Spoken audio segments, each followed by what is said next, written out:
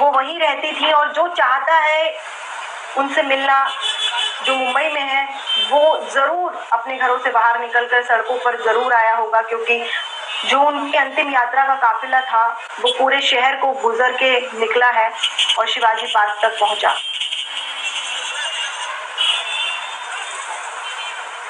मुंबई के किसी कोने को नहीं छोड़ा गया था। हुजूम जुड़ता गया और उनका काफिला चलता रहा।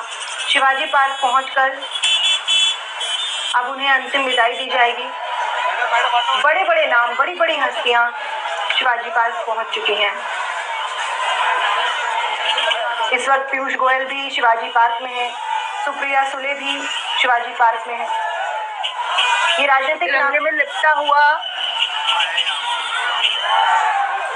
लिपटा हुआ लता मंगेशकर का जो पार्थिव शरीर है उनके दर्शन के लिए बड़े बड़े लोग आ रहे हैं। उनके फैंस इतने ज्यादा क्रेजी हो रहे हैं, उन्हें एक